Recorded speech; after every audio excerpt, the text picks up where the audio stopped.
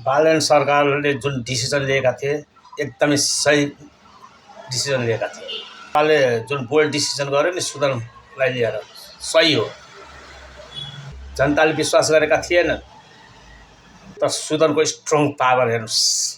सत्ता सम्हालेको 24 घण्टाभित्रमा केपी ओली र रमेश लेखक जस्तालाई खोरमा पुर्याइदिए।